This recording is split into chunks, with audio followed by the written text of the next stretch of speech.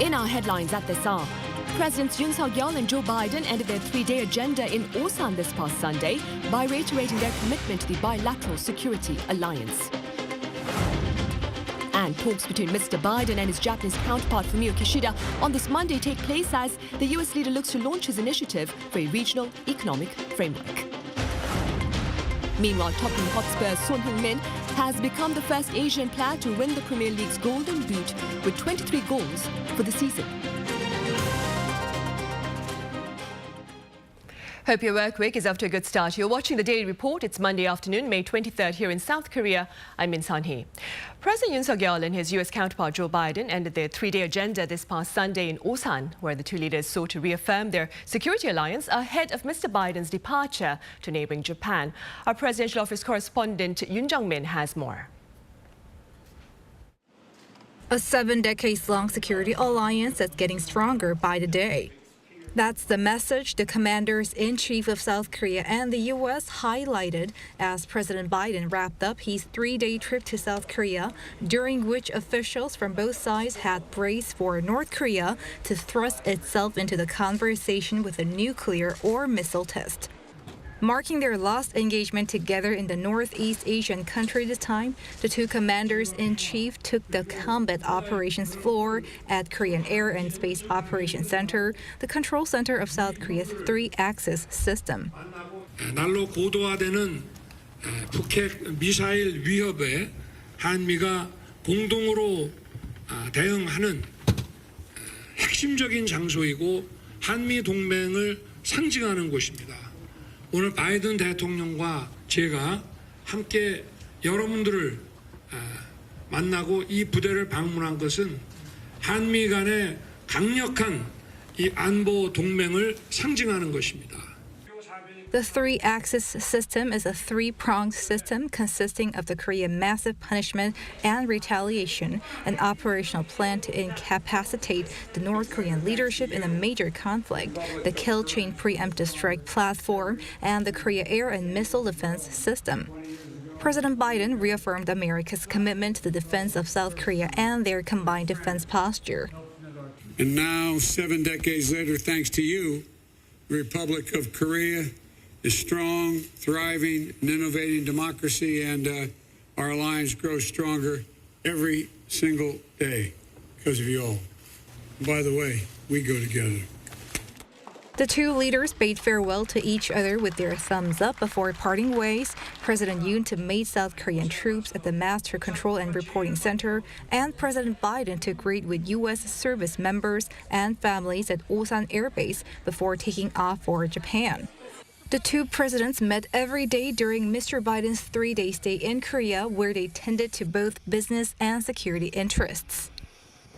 South Korea's top office says Presidents Yoon and Biden's first engagement in Seoul this time serves as an opportunity for the two leaders to share profound ideas on freedom and liberal democracy, which will not only help further strengthen the alliance, but the personal bond between the two men.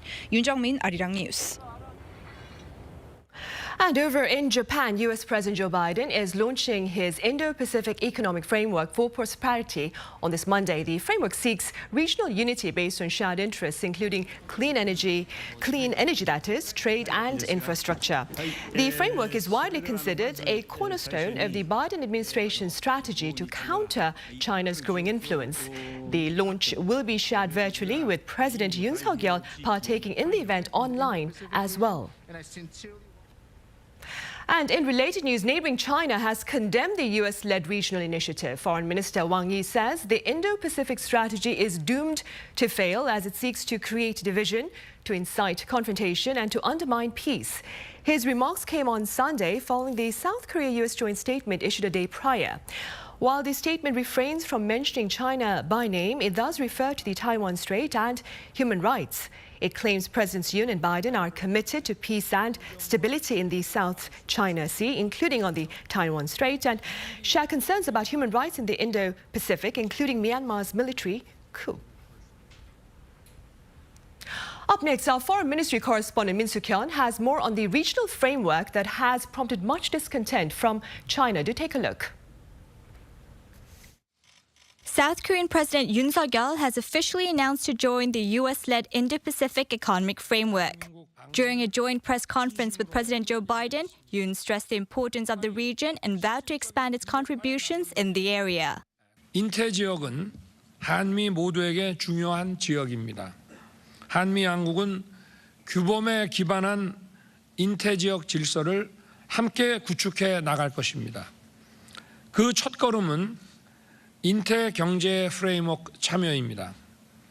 우리의 영내 기여와 역할을 확대하기 위한 전략도 만들어 나갈 것입니다.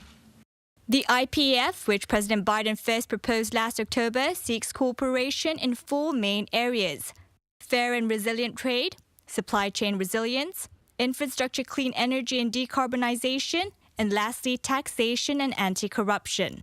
Its purpose is to achieve regional cooperation on a wide range of issues and not just trade. So it is not confined to economic or international issues concerning free trade and investment. It tries to encompass many other free democratic societies' characteristics like freedom of speech and corruption, more transparent society, including environmental issues and global warming issues and reduction of carbon consumption. So it is comprehensive, a totally comprehensive kind of international framework, and that's why this time IPEF is completely different from previous arrangements like FTA or RCEP or CPTPP. The new U.S.-led economic pact will be joined by South Korea, Japan, Australia, New Zealand, and Singapore, countries that are also part of the Regional Comprehensive Economic Partnership, a mega trade bloc led by China. The framework is widely viewed as part of Washington's efforts to counter China's growing influence in the Asia-Pacific region. South Korea's government, however, dismissed those claims and said Seoul would closely communicate with Beijing. It also added that discussions are underway with China for additional FTA negotiations. Experts say that the government will not leave China out of its free trade talks.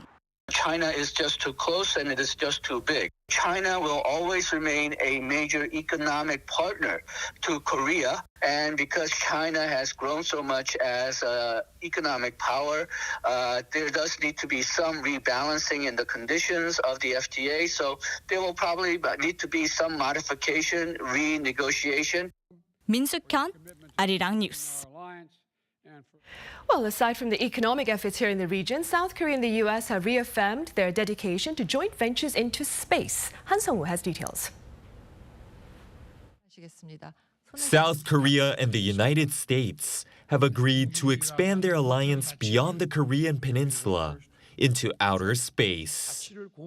저와 바이든 대통령은 반도체, 배터리, 원자력, 우주개발, 사이버 등 새로운 산업 분야에서 실질적인 협력을 강화해 나가기로 하였습니다.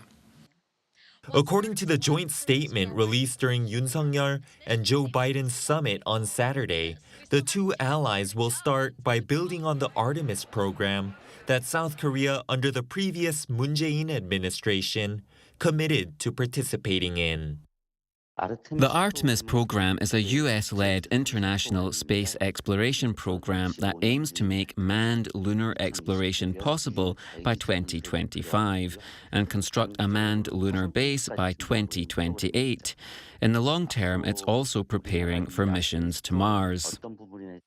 Yoon and Biden also agreed to foster joint research in space exploration and back the development of the Korean Positioning System, or KPS, Korea's own version of the GPS. Completion of the KPS would give us a steady supply of precise information regarding time, location, and navigation near the Korean peninsula. Information essential to the fourth industrial revolution, autonomous cars, urban air mobility, and unmanned robots. By the end of the year, the two countries plan on holding their third civil space dialogue to strengthen cooperation on their space industries and work together towards a safe, secure, and sustainable space environment. They've also vowed to forge stronger defense space partnerships through joint exercises. Regarding nuclear energy, meanwhile, Saturday's statement revealed Yoon and Biden have committed to the development and global deployment of advanced reactors and small modular reactors, as well as the construction of a more resilient nuclear supply chain in accordance with the highest standards of nuclear nonproliferation. It comes amid a heightened awareness of energy security and climate change, given the increased volatility in the global energy market fueled by Russia's invasion of Ukraine. Han Sung-woo, Arirang News. Today, that is May 23rd, marks the 13th anniversary of former President Roh Moo-hyun's passing. A commemorative ceremony is taking place as we speak at the late president's final resting place, Pongha Village in Gyeongsang-Namdo Province. Among the attendees are Prime Minister Han Duck-soo, presidential aides and lawmakers from the ruling People Power Party. The move is seen as an effort by the Conservative PPP to expand supporter base ahead of the June 1st local elections. Meanwhile, leaders of the main opposition Democratic Party are also attending, along with former President Moon Jae-in and former presidential candidate Lee Jae-myung. Now, in 2009, Roh jumped to his death from a cliff amid a corruption probe into his family and aides. And that ends the first half of the Daily Report. Stay with us for the second half, during which we touch upon this past weekend summit between the South Korean leader and his U.S. counterpart.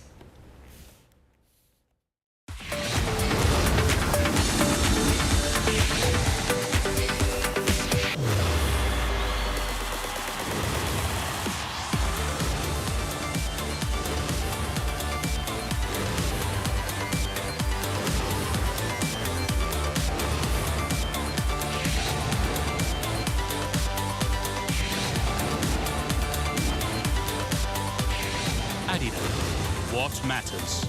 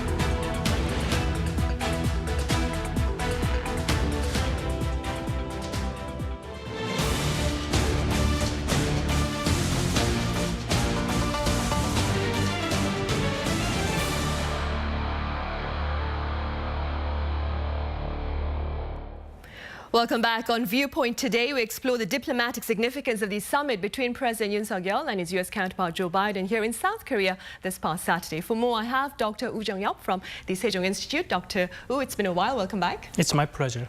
I also have Dr. Cha Do-hyun at the Asan Institute for Policy Studies live on the line. It's a pleasure to have you with us, Dr. Cha. I think I can give an A grade. Right. Yeah. I will actually come back to you then for your thoughts in a little while, Dr. Cha. We'll start here in the studio and then perhaps ask you about your grade for the latest summit, right, Dr. Cha? Yeah. Right. Give us a minute, though, then. Right. When you say the achievement of all talks can be divided in two categories, real, meaning specific policies, and symbol, meaning potential for future development. If both of them were fulfilled, we can call that grade A. if either symbol or substance were met, B to C would have been, while neither of them achieved, but the atmosphere tough was not so bad, D would have been considered. But if even the atmosphere was bad, it would have been F. In this summit, both Korea and the United States got what they wanted, both symbol and substantive. In particular, it is important for the Korea to draw the principle of responding to nuclear threat by nuclear from the United States, which, unlike in the past, is able to deter North Korea from using the full range of United States defense capabilities, including nuclear, conventional, and the missile defense capabilities. Right, I see. Well, Dr. Cha is going to give the summit an A as a grade. What would you grant this particular summit between you and Biden? Grade terms. How do you assess the latest summit? Since the summit this time took place just 11 days after that President Yoon inaugurated. So I think the first important matter for two leaders is to get to know each other much better, because President Yoon was new to the politics and new to the international arena. So I think that two leaders spent many times during Mr. Biden's visit this time to share their views on the international relations and the values such as liberal democracies. So I think two leaders spent time to get to know each other much better, and then both leaders share their views on how to develop the alliance.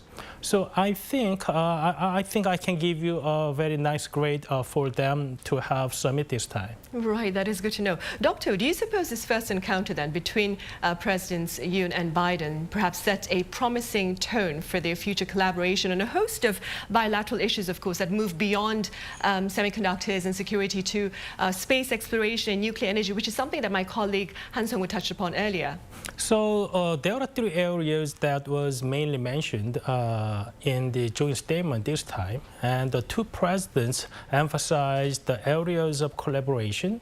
It's not just about the security of the Korean Peninsula and the economic security, but also how two countries are going to collaborate and cooperate in the areas of the regional issues, also the future issues, including two countries can work together on nuclear reactor and the export of the nuclear reactor, and the space issues, and also the COVID responses. So there are a bunch of areas that were touched upon by two leaders to enhance the collaboration between two countries. Right. And Dr. Cha, during the joint press conference following the summit, of course, Mr. Biden claimed that a meeting with North Korea's Kim Jong-un would depend on whether Kim was sincere and serious. Now, that being said, what do you believe are the chances of a summit between Washington and Pyongyang?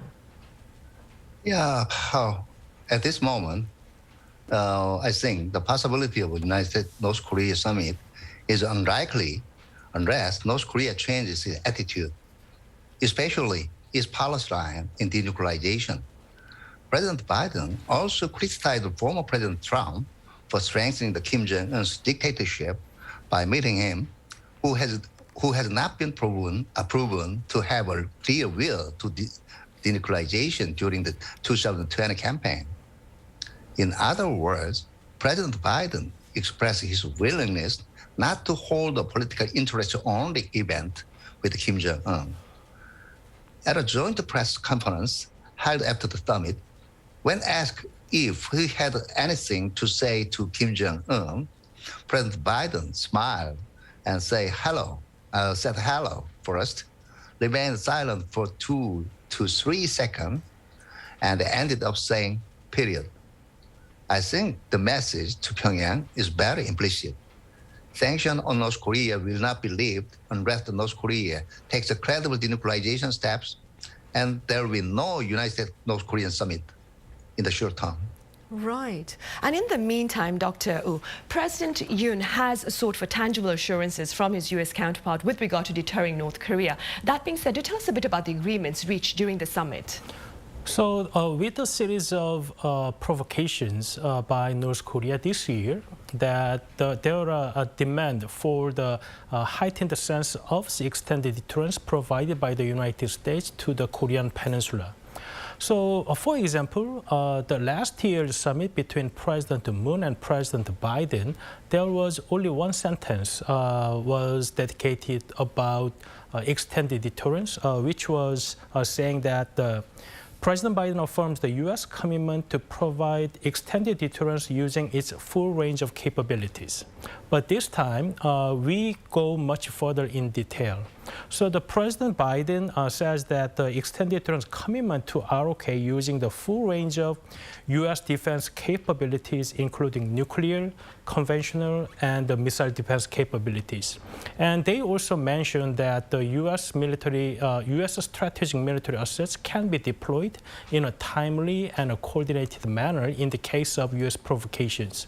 So two countries and the leaders of two countries agreed that including these sentences in the joint statement would send a very strong message to the North Korea that two countries are very firm on providing extended deterrence to the Korean Peninsula with a strong defense posture. Right. And staying with inter-Korean issues, Dr. Cha, there was a bit of speculation about a possible meeting between U.S. President Biden and former President Moon Jae-in ahead of the former's visit here. Now, instead of a meeting, the two held a telephone conversation, I believe, for about 10 minutes on Saturday. What are your thoughts on talk about former President Moon Jae-in possibly serving as a special envoy to North Korea? Oh, the Korea-United States Summit was held on May 20 last year. And at that time, Biden's partner was former President Moon Jae-in. Many of the details of the comprehensive strategic alliance in joint statement in this year's summit were included in the past statement. So, in my view, President Biden apparently thanked former President Moon over the phone for discussing the basis for the comprehensive strategic alliance between Seoul and Washington. However, former President Moon Jae-in's dispatchment as a special envoy is a separate matter. The United States will also doubt the effectiveness of such an alternative. In the past, former United States presidents, including President Carter and President Clinton, visited North Korea in major phases, but this has rarely led to a decisive settlement. On the contrary, there are concerns that North Korea may use Moon's dispatch of the special envoy to promote itself and use him for propaganda. Therefore, it may be considered in the future, but for now, such an alternative is, I think, nonsense. Right. Well, moving forward then, Dr. Oh, Presidents Yoon and Biden have agreed to set up a dialogue channel for prompt communication to ensure economic security. And Mr. Yoon, of course, has also expressed support for Mr. Biden's Indo-Pacific economic framework, which is being launched on this Monday. How do these bilateral interests look to perhaps affect South Korea's ties with its regional partners here in this part of the world? So during the summit this time, the key word for two presidents are the economic security. So it is reported that the Presidential Secretary for Economic Security, Mr. Wang Yun-jong, had a phone conversation with his counterpart at the White House, Mr. Tarun Chabura, who is the Senior Director for the Technology and the National Security. So two governments are further discussing the areas of the collaboration and cooperation in economic security, including the resilient supply chains and also the export controls and the investment screenings. Those areas are very important for two governments to cooperate because those like export control and investment screening are the critical area for the economic security. And for the IPEF, President Yoon said during the press conference yesterday that he's going to very actively participate in the discussion because it is very important for South Korea's future growth.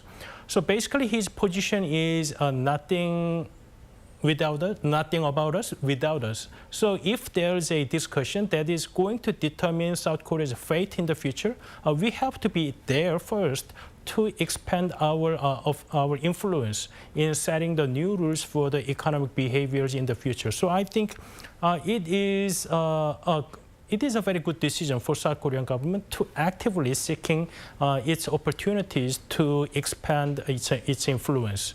Like question is that how we are going to work with the regional countries, and I believe that more than 10 countries in the region are going to join the IPEF this time. So I think it is better to working in the IPEF to work in those countries in the region unless we are going to be excluded. So I think it's very important time and important decision for South Korean government to take part in the IPEF this time. Right.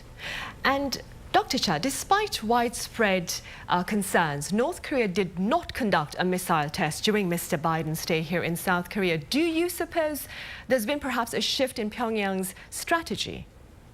Yeah. Usually, if United States troops are stationed in the area visited by the United States President, the United States military alert in the area will be strengthened.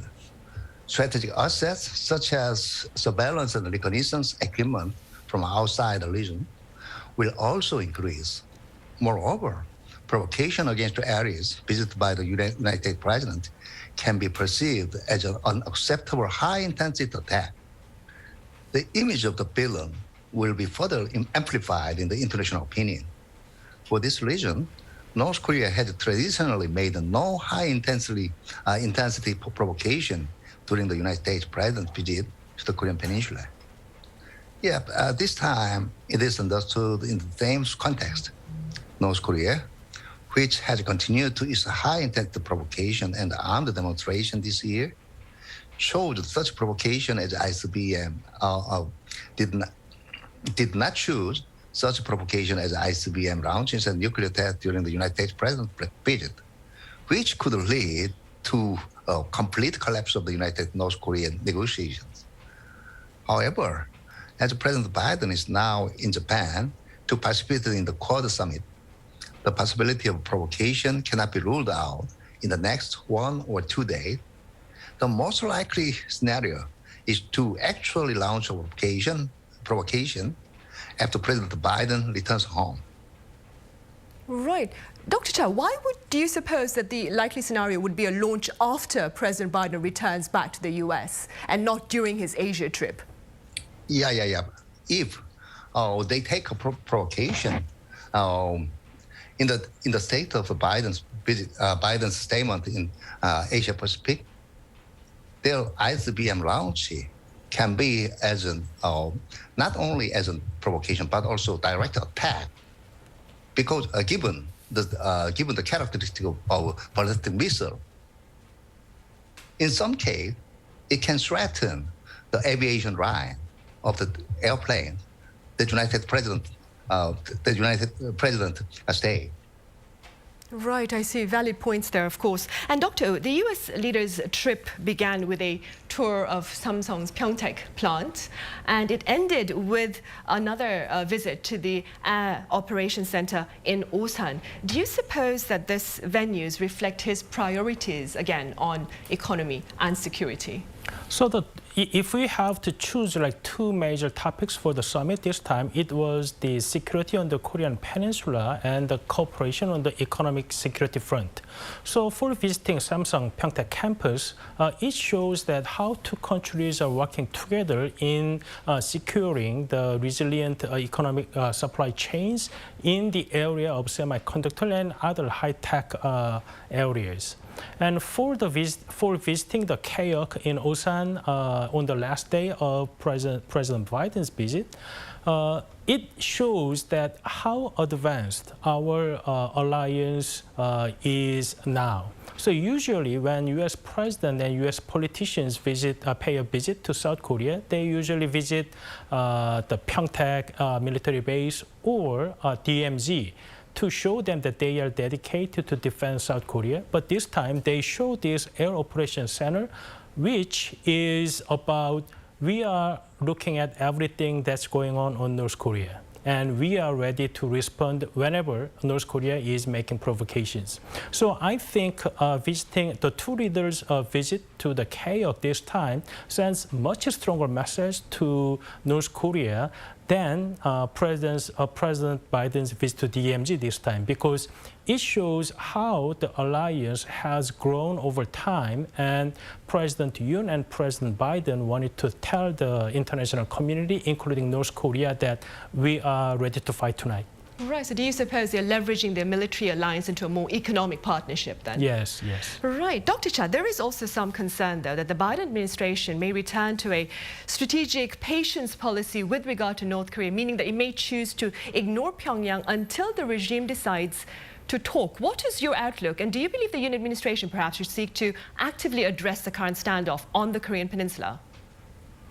Yeah, strategic patience during the Obama administration is based on the notion that the United States does not cling to dialogue or negotiations with North Korea until Pyongyang chooses a clear change in its line, including the Pyongyang's demand of negotiation or talk and the sincere effort for denuclearization.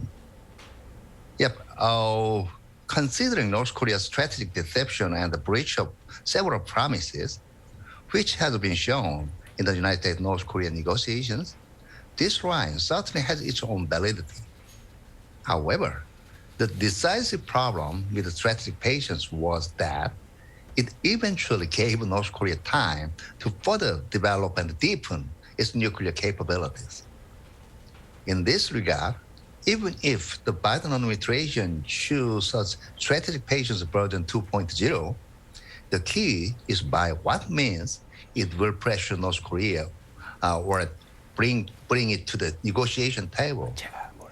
The fact that South Korea and the United States have strengthened their response and the deterrence capabilities against North Korea's nuclear weapon by elaborating their commitment to the extended deterrence is one of the good cases of the effective means of pressing North Korea. This means is positive in terms of increasing the means to move North Korea. There should be more of these means in the future, I think. Right, and we'll keep our fingers crossed for that. In the meantime, I believe, Doctor, you have a few final words you'd like to add to that. Yeah, if I add a little more on top of what Dr. Cha just mentioned, it's not just about defense posture that two leaders agreed to enhance. Both leaders said that they are open to the dialogue with DPRK, and also they are going to provide humanitarian assistance if DPRK is going to accept, regardless any political fluctuations on Korean Peninsula. So I think it's not only the defense posture that they were talking about during the summit, but it's the possibility of having dialogue and providing humanitarian assistance to DPRK. So I think now the ball is in DPRK's court. Right. North Korea has yet to respond to calls for assistance with regard to medical assistance for the fever cases that they've been having. All right, Doctor, as always, thank you very much for your thoughts. And Dr. Cha, thank you very much for your time and your thoughts. Thank you.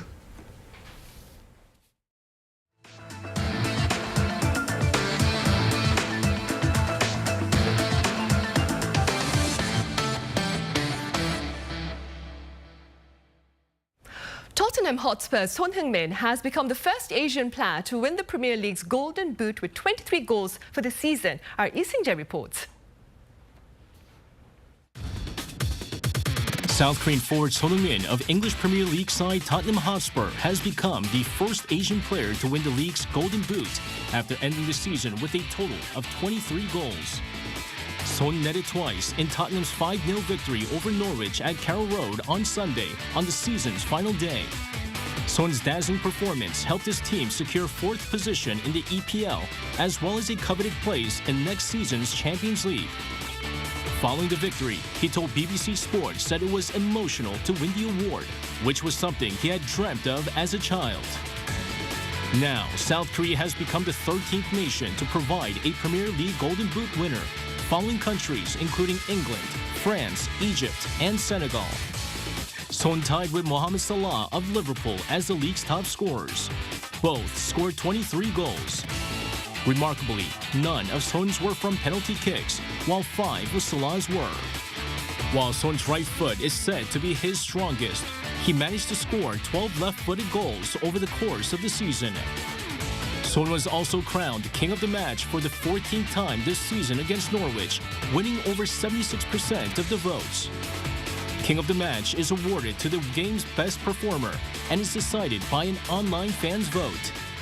Following the feat, President Yoon Suk-yeol sent a congratulatory message to Son Heung-min, noting the Golden Boot title is not only a personal honor, but something to celebrate for Asian football as a whole. It marks the first message of congratulations sent to a sports star since Yoon took office. Lee Seung-jae, Arirang News. On the pandemic front, there's been a dramatic decline in Korea's daily COVID-19 tally, with new infections as of early Monday standing on the 9,000 level. Also starting today, entry protocols into the country have been slightly eased. Our issue explains. South Korea on Monday reported 9,975 new COVID-19 infections. It's the first time in 118 days that the figure has dropped below 10,000. Compared to the previous day's tally, the figure is down more than 9,000. And the figure is a drop of more than 3,000 from a week ago. There were 22 related deaths. Meanwhile, starting Monday, visitors to South Korea from abroad must submit rapid antigen test results taken within 24 hours of arrival. Previously, only PCR test results taken within 48 hours of arrival were accepted. The measure will provide more convenience for travelers arriving in South Korea, as in certain regions, rapid antigen tests have replaced PCR tests. It would also reduce the financial burden of such tests. Rapid antigen tests must have been administered by medical professionals, though, and results from self-test kits are not accepted. Also, starting Monday, health authorities have decided to extend the period allowing visits to nursing homes. Temporary measures introduced previously allowing visits to nursing homes expired on Sunday. The new rules allow visits for an unspecified period of time, while related restrictions have also been eased. Those not vaccinated for health reasons, such as due to adverse reactions to shots, are now allowed to visit. However, they will need to submit a doctor's note to explain their condition. Before, visitors and nursing home residents being visited both had to be either fully vaccinated or have been recently infected with COVID-19 and have recovered. But updated rules mean that medical professionals and the nursing home's administration can make a decision on whether or not to allow visitors depending on the individual's health condition. Visits to nursing homes were banned starting November 2021 but reinstated from April 30th amid a downward trend in COVID-19 infections. 이시후, Arirang News. Across the border, North Korea has reported 167,650 new cases of fever on this Monday. Its state-run news agency also reported one more fatality from what North Korea is calling a fever of an unknown cause, raising the death toll to 68. 2.8 million cases of fever have been tallied since late April, of which roughly 83% of people have reportedly recovered. The regime has yet to respond to South Korea and U.S. offers of medical assistance. Also adding to health concerns worldwide, cases of monkeypox have been reported in Europe and North America, and relevant authorities are closely monitoring the situation. Our Kim Yan-seung has more. A new concern for health officials, the spread of monkeypox.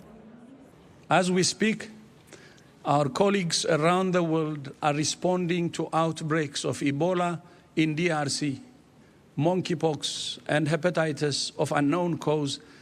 Well, they haven't told me the level of exposure yet, but it is something that everybody should be concerned about. But it is a concern in the sense that if it were to spread, it's consequential.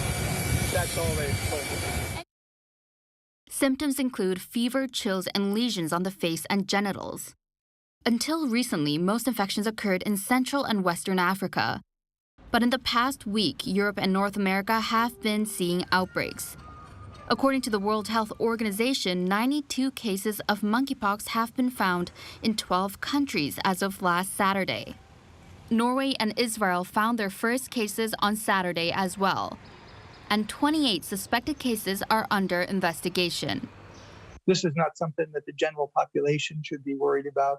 We need to investigate. We need to limit the transmission and protect people, but this is not going to be the next COVID. Monkeypox is not a new virus. It was first discovered in the 1950s among monkeys, and the first case of human transmission was found in 1970. The disease is usually contracted through bites, scratches, or from the meat of wild game. And although person-to-person transmissions are rare, they can happen through close contact or with an exchange of fluids or contaminated items. But the recent strains have been found among people who have not been in touch with African wild game and who hadn't visited Africa. This has left scientists baffled. What's unusual is to have these numerous cities, 2 continents so far involved at the same time. Fortunately, to date, there have been no reported deaths. The reported U.S. and European cases are a type of monkeypox that has milder symptoms. But with no proven treatment and an unclear route of transmission, scientists are still concerned. And according to President Biden on Sunday, scientists are working hard to figure out how best to respond.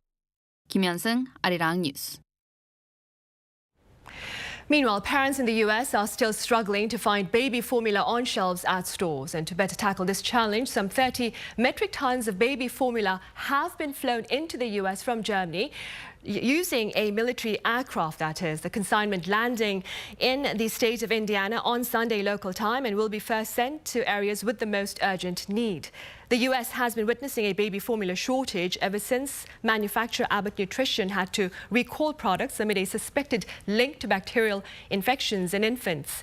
The recall and the subsequent shutdown of one of the company's manufacturing plants aggravated the supply chain problems, causing almost half of baby formula supplies to go out of stock in the U.S. last week.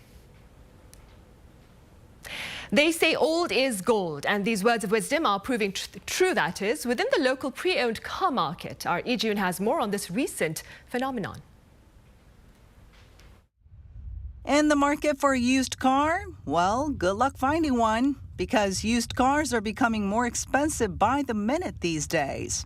This 2020 Hyundai Avante that ran more than 10,000 kilometers recently sold for 19,800,000 Korean won, or roughly $15,600 US.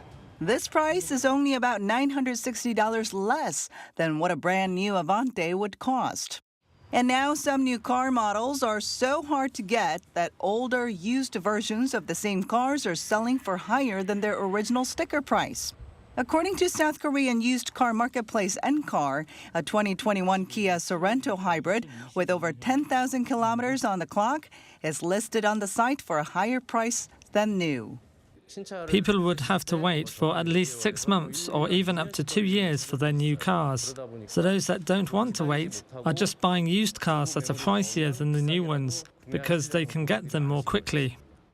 The automotive industry worldwide has been grappling with chip shortages since the pandemic started 2 years ago. With that, experts say supply shortages, specifically semiconductors and microchips, have slowed the production for new cars. And that has created more demand for used cars and driven up prices. If you order now, you have to wait a year, so people just choose to keep driving their cars. This leads to a falling supply in the used car market, with fewer people selling their cars. Watchers say unless chip supplies increase and new car production picks up, expensive used cars are here to stay for a while. Lee Ji-yoon, Arirang News. Aquaponics is an urban farming technique that allows farmers to grow eco-friendly vegetables by combining aquaculture, the practice of raising fish in tanks, and hydroponics, that is the cultivating of plants in water. Our Chong-Won-ju has more on this technique. An abundance of fresh vegetables grow on the first floor of a shopping mall in a downtown residential area. They're grown using hydroponics, a slightly different method of using water to cultivate plants. Meanwhile, this urban farm utilizes aquaponics, a technique that uses excrement from fish raised in the tank next to the vegetables as nutrients. In this tank, there are around 80 carp and 1,000 koi. The tank's water that contains the excrement and microorganisms is applied to the vegetables to act as natural fertilizer. The fish excrement in the water helps the vegetables grow, and when the plant roots purify the water, that water is recirculated to the fish tank. This is a 100% natural and sustainable farming method.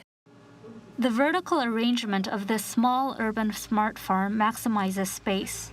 An ordinary farm would need 6 times the amount of land to cultivate the amount of vegetables that's grown on 6 shelves or 6 tiers of an aquaponics farm. The farm we see now grows 9 different vegetables that are ingredients for wraps or salads. Most are used to make school meals because they're organic and eco-friendly. As a response to global warming and extreme weather, we plan to promote urban aquaponics smart farms so that the stable production of vegetables is guaranteed all year. Managed by one urban farmer alone, this smart farm usually sees annual sales of almost 100 million won, or roughly $78,000. Along with substantial revenue, the biggest advantage of this aquaponics smart farm is that it can make use of the most of limited space in the city while also providing a stable supply of high-quality vegetables. 정은주, Arirang News.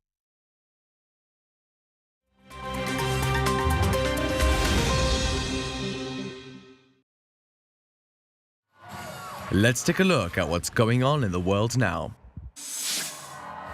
In Australia, Anthony Albanese has been elected as the country's 31st Prime Minister. The win in Saturday's general election ends almost a decade of Conservative rule, with preliminary figures showing that the leading Labour Party is just 4 seats shy of the 76 House seats needed to form a government alone, with 14 seats still open. Final results could take some time as 71% of the votes have been counted so far. Earlier, Conservative Prime Minister Scott Morrison called Albanese to concede defeat in the election and to congratulate him on his victory. In an address to supporters, Albanese said it was an extraordinary honour to lead the country. Over the weekend, the US saw polarizing weather events as a sizzling heat wave hit much of the East Coast, pushing temperatures in New York and Boston to near record highs. The National Weather Service said on Friday that temperatures reached as high as 35 degrees Celsius, much higher than the cool springtime weather of this time of year, which usually only reaches the lower 20s. Meanwhile, a late spring snowfall blanketed parts of Colorado on Saturday after temperatures plummeted across the state, falling 30 degrees in a single day.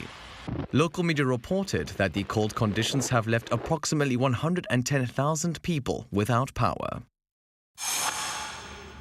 On Sunday, female presenters on local TV stations in Afghanistan voiced their frustration over a new Taliban ruling requiring them to cover their faces when on air.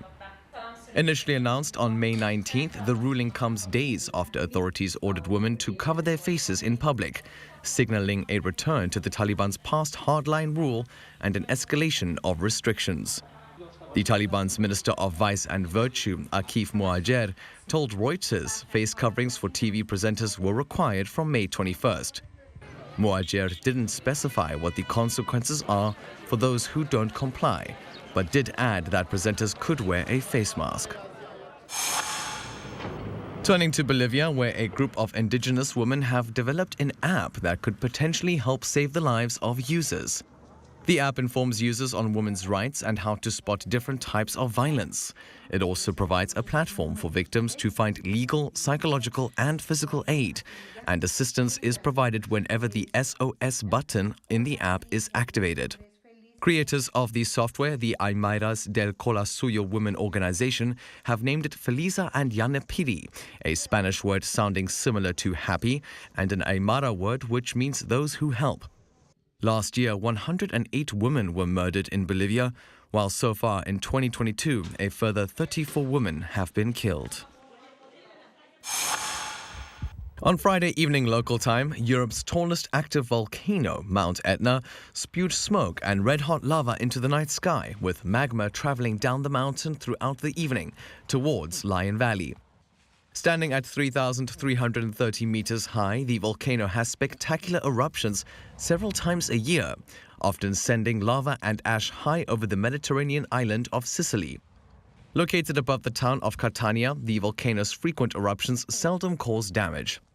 It is also believed to have the longest written record of eruptions of any volcano, with its first recorded observation going back as far as 425 BC, and the last major eruption occurring in 1992. Matthew Ashley, Arirang News.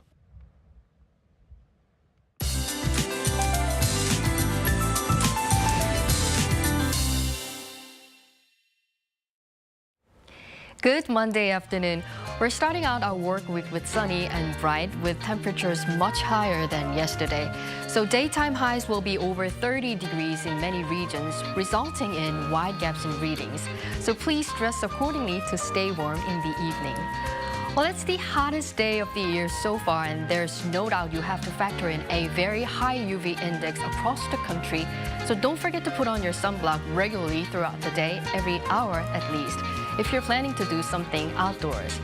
And dry weather advisories have been issued in the East Coast areas, and these areas have above normal significant fire potential, especially when the wind picks up. So please be extra careful to prevent wildfires. And luckily, we have spring rain in the forecast for central regions on Thursday to cool things down. And afterwards, unusually high temperatures will weaken, well, at least for temporarily. Now, let's take a look at the worldwide weather conditions.